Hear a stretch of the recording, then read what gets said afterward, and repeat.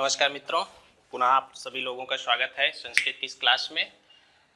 जैसा कि पिछले वीडियो में हमने आपको महेश्वर सूत्र के बारे में बताया था, आज उसी के आगे हम आपको कुछ हमने उस दिन भी क्लियर किया था कि संज्ञा के जो सूत्र हैं या बताने वाले हैं उनको कुछ स्पष्ट करना था आपको। संज्ञा एवं परिभाषा सूत्र करने वाले, चूँकि आप देखते हैं कि महेश्वर सूत्र पढ़ते हैं या संस्कृत में कोई भी व्याकरण पढ़ते हैं तो वहाँ आपने देखा होगा कि बार बार कहीं कहते हैं इसकी इत संज्ञा है या इसकी टी संज्ञा है, इसकी घा संज्ञा है, इसकी घू संज्ञा है, इसकी सत संज्ञा है, निष्ठा संज्ञा है, इत्यादि चीज़ें आती रहती हैं। तो इसलिए ज़रूरी है कि जब तक आप संज्ञा या संज्ञा करने वाले सूत्रों को नहीं जान लेंगे तो आपको स्पष्ट नहीं हो, पता ही नहीं चलेगा कि सत संज्ञा क्या मतलब हुआ, निष्ठा संज्ञा क्या है, समझ ही नहीं आएगा। तो इसलिए कुछ संज्ञाओं और उनको करने वाले सूत्रों को आज हम वर्णन करते हैं। सबसे पहले प्रारंभ करते हैं वृद्धि संज्ञा।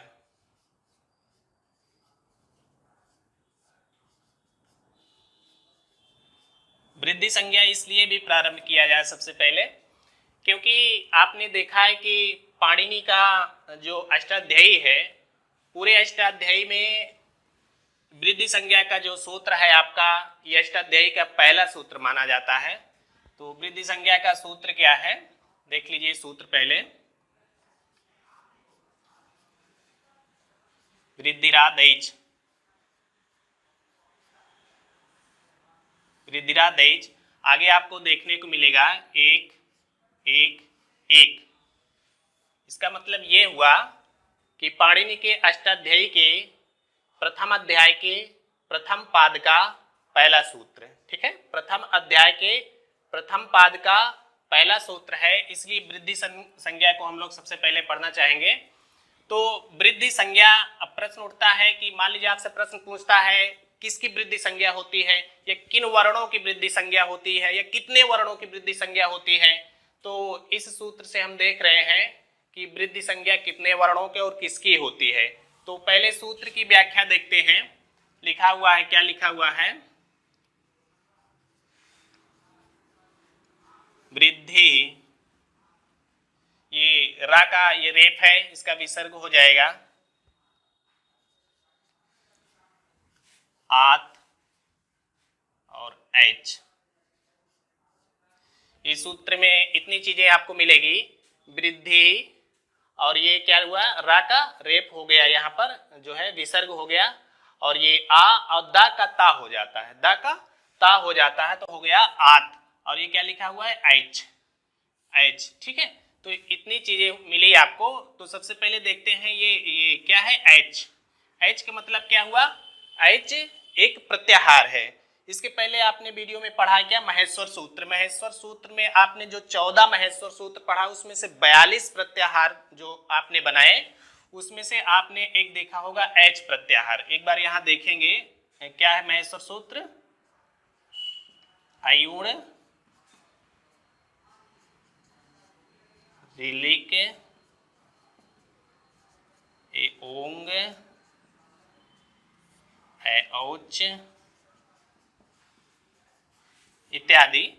ये महेश्वर सूत्र में आपने देखा। तो आप एच का मतलब क्या है देख रहे हैं यहाँ, आए और चा, आए और चा से मिला के क्या बना, एच बना, ये एच प्रत्याहार है। तो एच का मतलब क्या हुआ, ए और ए ओंग आयाउच, आए और औ, क्या मिला आपको, एच का मतलब आए और औ। तो ठीक है, यहां पर इसको लिख लेते हैं, आए और औ। अब यदि आपसे पूछा जाए कि एच प्रत्याहार, एच प्रत्याहार का मतलब क्या हुआ, तो आप क्या बताएंगे, आए और औ, आए और औ, ठीक है। इधर आप क्या देख रहे हैं, आत है, आत। आत का मतलब क्या होता है, आत का मतलब होता है आ। अब प्रश्न ये बन रहा है कि यहाँ पर आ है तो ये ता का क्या मतलब था। ता का मतलब ये है, आगे आप सूत्र पढ़ेंगे तो वहां मिलेगा आपको तपरस तत्कालस। तो इसका मतलब ये होता है कि ता कहने का मतलब है पाणिनि जी का कि ता के पहले या ता के बाद जो भी वर्ण आता है वो अपने ही स्थिति में रहता है, अपने ही काल में रहता है। अन्यथा अगर यहाँ पर ता ना होता तो आप जानते हैं आ है इत्यादि जो स्वर हैं इसके जो है आपके 18 भेद मिलते हैं। कितने भेद मिलते हैं? 18 भेद मिलते हैं। तो अब पता नहीं चलता कि किस भेद को हम ह्रस्व आ, दीर्घ आ, उदात्त अनुदात्त किस हम आ की बात कर रहे हैं, पता नहीं चल पाता है। तो उन्होंने क्या लिखा? आत ता। तो ता ये बताता है कि इसके अब पहले ये जो वर्ण आया है ये अपनी ही स्थिति में रहेगा, मतलब ह्रस्व आ है तो ह्रस्व आ रहेगा, दीर्घ आ है तो दीर्घ आ रहेगा। तो यहाँ आत में कौन सा आ है? दीर्घ आ। आपकी भाषा में हम बोले तो इसे बड़ा आ, जिसे आप कहते हैं बड़ा आ। तो यहाँ से आपको क्या मिला? दीर्घ आ। और यहाँ से आपको क्या मिला? आए और आओ। अब आपको कितने वर्ण मिले हैं? 3 वर्ण। तो वृद्धि संज्ञा इन 3 वर्णों को क्या हो जाए? आपका सूत्र ने क्या बताया? वृद्धि हो जाए। ठीक है, तो सूत्र ने बताया कि आ, आए और आओ इन 3 वर्णों की क्या होगी? वृद्धि संज्ञा होगी। ठीक है, तो अब आपसे यदि प्रश्न पूछा जाए, इसमें वृद्धि संज्ञा आपको समझ में आ गई किसकी होती है? 3 वर्णों की होती है। किसकी किसकी होती है? आ की होती है, आय की होती है और आओ की होती है। ठीक है, यदि अब हम आपसे प्रश्न पूछें या आपसे प्रश्न मान लीजिए पूछ लिया कि बताइए वृद्धि संज्ञा कितने वर्णों की होती है, तो आप बताएंगे 3 वर्णों की होती है। किसकी किसकी होती है? आ की होती है, आय की होती है और आओ की होती है। ठीक है, एक प्रश्न मान लीजिए आपसे पूछ लीजिए कि वृद्धि संज्ञा किसकी होती है? स्वर की होती है या व्यंजन की होती है? स्वर की होती है या व्यंजन की होती है? तो आप यहाँ पर देख रहे हैं कि आ, आय और आओ क्या है? स्वर है, व्यंजन नहीं है। तो वृद्धि संज्ञा स्वरों की होती है, व्यंजनों की नहीं होती है। और मान लीजिए आपसे प्रश्न पूछ लिया वृद्धि संज्ञा किस सूत्र से होती, तो आप क्या बताएंगे? वृद्धिरा दैच सूत्र होते। क्योंकि अभी हम यहाँ आपको संधि नहीं पढ़ा रहे हैं, इसलिए आप कहेंगे सर एक और सूत्र है वृद्धि रेची। ठीक है, वो संधि करने का सूत्र है, लेकिन जो आपको संज्ञा प्रदान करने वाला सूत्र है वो क्या है? वृद्धिरा दैच ही है। इसको आप कंफ्यूज नहीं होइएगा। तो वृद्धिरा दैच से मतलब वृद्धि संज्ञा होगी या वृद्धि संज्ञा करने वाला सूत्र क्या है? वृद्धिरा दैच है। ठीक है, और स्वरों की वृद्धि संज्ञा होती है। अब आपको याद रहेगा आ, आय और औ की क्या संज्ञा होती है? वृद्धि संज्ञा होती है और वृद्धिरा दैच सूत्र से होती है। ठीक है,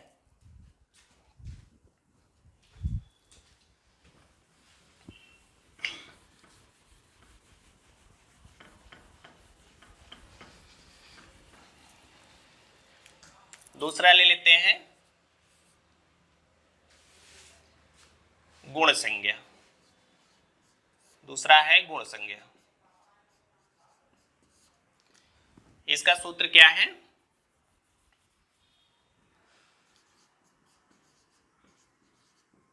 अदेंग गुणा। अदेंग गुणा, इसका डिटेल्स देख लेते हैं। गुण अब मतलब कि गुण संज्ञा किसकी होती है? अभी आपको बताया गया कि वृद्धि संज्ञा किसकी होती है। अब नेक्स्ट है कि गुण संज्ञा किसकी होती है। तो सूत्र है अदेंग गुणा। इसको डिटेल्स करते हैं। अत, अत दा का ता हो जाएगा अत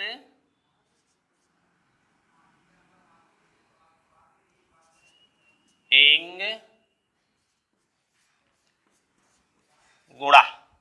अत एंग और गुण। अत और एंग का क्या होता है? गुण संज्ञा होती है। किसकी गुण संज्ञा होती है? अत और एंग की गुण संज्ञा होती है। अब एंग का मतलब क्या हुआ? अब फिर आप महसूस से देख लिए। एंग क्या है? एक प्रत्याहार है। जैसे यहाँ पर एच प्रत्याहार, वैसे एंग क्या है? यहाँ पर प्रत्याहार है। आप यहाँ देख लेंगे ये है ए ओंगे, ए ओंगे। यहाँ से आपका यहाँ तक प्रत्याहार जो आपका बनेगा, तो एंग के अंतर्गत क्या आएगा? ए ओ, लास्ट को नहीं लेते हैं, क्या हो जाएगा? ए और ओ। ठीक हो गया ये आपका। और उसके बाद ये अत है, यहां पर क्या था आपका? आत। अंतर समझिएगा दोनों में। यहां पर क्या था आपका? आत था। ठीक है, तो जब आत था तो कौन सा आ लिया गया था? दीर्घ आ था। यहां पर क्या है आपका? जी हाँ, बिल्कुल क्लियर, आ है। तो क्या हो जाएगा? ह्रस्व आ। यहां भी ता का वही मतलब है, तपरस तत्काल, मतलब कि अपने ही समय में ही विद्यमान रहेगा। केवल आ मतलब ह्रस्व आ बोले तो छोटा आ लिया जाएगा यहाँ पर। तो क्या मिला आपको? आ, ए और ओ। आ, ए और ओ की कौन सी संज्ञा होगी? गुण संज्ञा होगी। किस सूत्र से होगी? अदेंग गुणा सूत्र से होगा। अदेंग गुणा सूत्र से कौन सी संज्ञा होती है? गुण संज्ञा होती है। यह गुण संज्ञा किस सूत्र से होती है?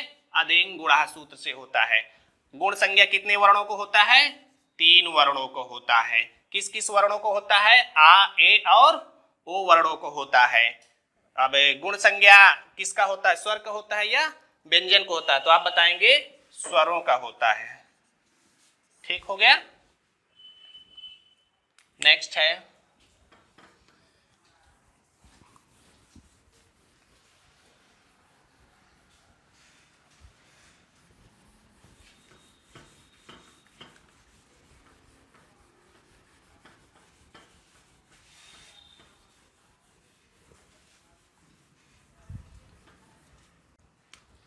तीसरा, देख लेते हैं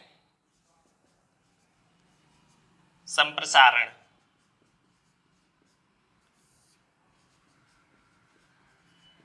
संप्रसारण संज्ञा, इसका सूत्र है इग्यणः संप्रसारणम्। सूत्र है इग्यणः संप्रसारणम्। अब नेक्स्ट प्रश्न है आपका कि संप्रसारण संज्ञा किसकी होती है? तो सूत्र है इग्यणः संप्रसारणम्। इसका डिटेल्स देखते हैं। ग का क्या हो जाता है? का हो जाता है। ग का हो जाता है। तो यहां पर क्या हो जाएगा? इक। क्या हो जाएगा? इक। और यहां आप क्या देख रहे हैं? यणः। इक यणः। इसकी क्या होगी? संप्रसारण संज्ञा होगी। संप्रसारण किसकी? संप्रसारण इक और यण। हाँ, यहां पर थोड़ा सा ध्यान देने वाली बात है ये कि आपने इसके पहले एक संधि पढ़ा है क्या? इको यणचि, मतलब कि यण संधि। यण संधि आपको क्या बताता है? अब यण संधि जानना बहुत जरूरी है। यहां पर यण संधि ये बताता है इको यणचि। इक को क्या हो जाएगा? यण हो जाएगा। इक को यण हो जाना चाहिए। अचि मतलब आगे अच बोले तो स्वर होने के बाद। अब सबसे पहले ये जानिए, अब गुरुजी ये बताइए कि इक कौन सी बला है, यण क्या है, अच क्या है ना? तो आपने देखा इधर महेश्वर सूत्र में आपने पढ़ा था, तो महेश्वर सूत्र में जाएंगे तो इक एक क्या है? प्रत्याहार है। यण क्या है? एक प्रत्याहार है। अच क्या है? एक प्रत्याहार है। ठीक है ना? तो इक के अंतर्गत आने वाले वर्णों को आप बता सकते हैं जी। क्या हो जाएगा? आ, ई, ऊड़े, आयुड़े, रिली के, ये आपका महेश्वर सूत्र है, ओंग इत्यादि। तो आपका ये कौन सा प्रत्याहार है? इक। यहां से देख रहे हैं, यहां से लेके यहां तक, यहां से लेके यहां तक क्या हो जाएगा? ई उ, अंतिम को नहीं लेंगे, ई उ री और ली। क्या हो जाएगा? ई उ री और ली। इक का मतलब क्या हुआ? ई उ री और ली। और यण का मतलब क्या होता है? महेश्वर सूत्र में जाइएगा, हा या वा रा ट और ला। यण का मतलब होता है या व रा और ला। तो इको यणचि सूत्र यण संधि में ये कहता है, और इसका मतलब होता है स्वर, समस्त स्वर। ये कहता है कि ई के स्थान पे क्या हो जाएगा? या हो जाएगा। उ के स्थान पे क्या हो जाएगा? वा हो जाएगा। री के स्थान पे और ली के स्थान पे ला हो जाएगा। इस परिस्थिति को क्या कहते हैं? यण संधि। मतलब ई के स्थान पे या होना यण संधि है, उ के स्थान पे वा होना यण संधि, री के स्थान पे रा यण संधि और ली के स्थान पे ला, ये सारी चीजें होना क्या होता है? यण संधि। ठीक है। यदि आपको ये समझ में आ गया तो आपको संप्रसारण संज्ञा भी समझ में आएगी। क्या है संप्रसारण संज्ञा? जस्ट इसका उल्टा है। क्या होता है? संप्रसारण संज्ञा इसका जस्ट उल्टा होता है। क्या? ई का या होना यण संधि, ध्यान दीजिएगा, ई का या होना यण संधि और या का ई हो जाना संप्रसारण। ठीक है। उ का वा होना यण संधि है और वा का उ हो जाना संप्रसारण। इसी प्रकार या वा रा ला का ई उ री ली यदि हो रहा है तो इसे क्या कहेंगे? संप्रसारण संज्ञा। और यदि ई उ री ली का या व रा ला हो रहा तो इसे क्या कहेंगे? यण संधि कहेंगे। ठीक है, आपको समझ में आ गया? जस्ट उल्टा है, इक का यण होना, इको यणचि यण संधि, और यण का इक होना संप्रसारण संज्ञा। ठीक है, क्लियर है आपको? ध्यान रखिएगा, यण का इक होना संप्रसारण और इक का यण होना इको यणच से यण संधि होती है। तो यदि अब आपसे पूछा जाए प्रश्न में, बताइए वा का उ होना, वा का उ होना क्या है? तो आप क्या कहेंगे? संप्रसारण है। ला का ली होना क्या है? आप क्या बोलेंगे? संप्रसारण संज्ञा। यदि आपसे पूछ ले ई का या हो गया तो आप क्या बोलेंगे?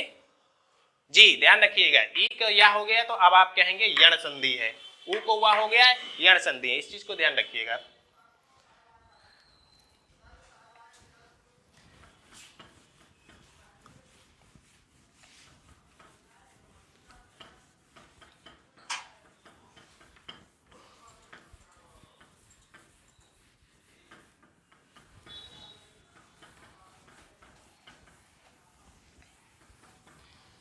देखिए, संज्ञा सूत्र पढ़ना इसलिए भी जरूरी है क्योंकि आगे आप समास करने चलेंगे या संधि करने चलेंगे तो बिना संज्ञा सूत्र के आप ना समास कर सकते हैं और ना संधि कर सकते हैं। आपको वहां कह दिया जाएगा इसका ये संज्ञा हो जाएगी तो आप परेशान हो जाएंगे, संज्ञा क्या मतलब होता है संज्ञा, तो आप यहाँ पर जाने रहिए संज्ञा क्या होता है, किसकी क्या संज्ञा होती है। ठीक है, नेक्स्ट चल रहे हैं निष्ठा। निष्ठा संज्ञा सूत्र है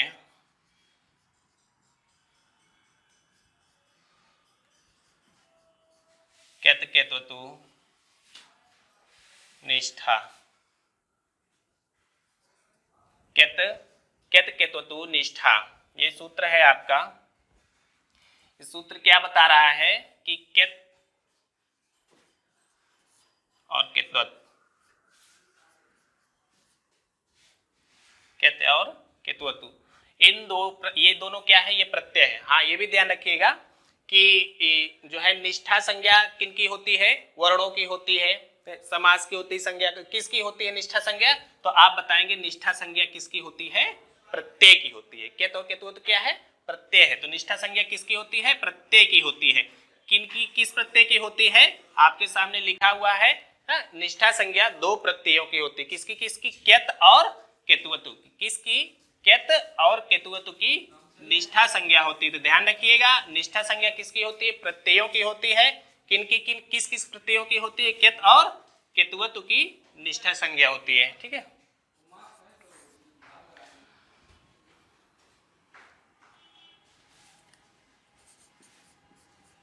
सत्संज्ञा। नेक्स्ट है सत्संज्ञा। सूत्र है तौशत। तौशत सत्संज्ञा किसकी होती है?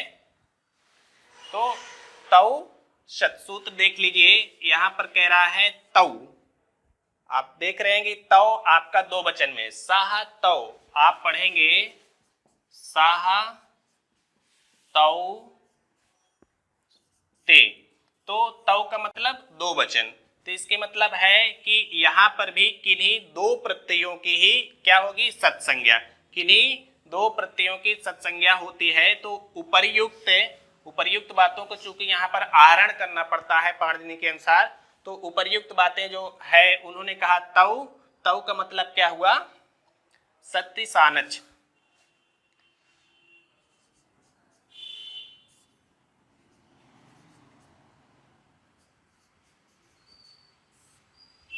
सत्य और सानच ये दोनों क्या हैं? ये भी प्रत्यय हैं। इनकी क्या होगी? निष्ठा संज्ञा होगी। निष्ठा संज्ञा, हाँ, दो प्रत्यय। तौ मतलब दो प्रत्यय हैं कि कौन कौन से? सत्रि और सानच। इनकी क्या होगी? सॉरी, सत संज्ञा होगी। इनकी सत संज्ञा होगी। ठीक है, तो सत संज्ञा सूत्र क्या है? आपसे पूछा जाए सत संज्ञा करने वाला सूत्र क्या है तो आप बताएंगे तौ सत। क्या बताएंगे? तौ सत। तौ सत से कौन सी संज्ञा होती है? आप क्या बताएंगे? सत संज्ञा होती है। मान लीजिए प्रश्न पूछा सत संज्ञा किनकी होती है, तो आप बताएंगे प्रत्ययों की होती है। कितने प्रत्ययों की होती है? आप बताएंगे 2 प्रत्ययों की होती है। किन किन 2 प्रत्ययों की होती है? सत्य और सानच की। ठीक है। घा संज्ञा सूत्र है तरप तमपौ घा। तरप तमपौ घा। घा संज्ञा होती है। किसकी होती है घा संज्ञा? सूत्र में दिख रहा है आपको, तरप तमपौ किसकी होती है? तरप और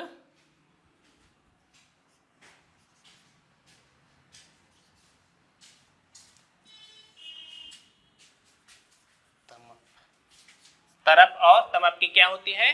घा संज्ञा होती है। यहाँ भी प्रत्ययों की होती है। ये क्या चीज, दोनों क्या है? प्रत्यय है। हाँ, घा संज्ञा किसकी होती है?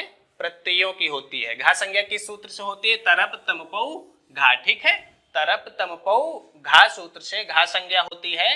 किनकी होती है? प्रत्ययों की होती है। किन किन प्रत्ययों की होती है? तरप और तमप की होती है। ठीक है। तरप और तमप की घा संज्ञा होती है। तो बस आज इतना ही रखते हैं। नेक्स्ट इसके बाद हम आपको बताएंगे इत संज्ञक। इसके बाद जो आपकी टॉपिक होगी, इत संज्ञा करने वाले कितने सूत्र होते हैं? 6 सूत्र होते हैं। इत संज्ञक करने वाले कितने सूत्र होते हैं? 6 सूत्र होते हैं। इन 6 सूत्रों को नेक्स्ट पीरियड में हम आपको डिटेल्स करेंगे। ओके, धन्यवाद।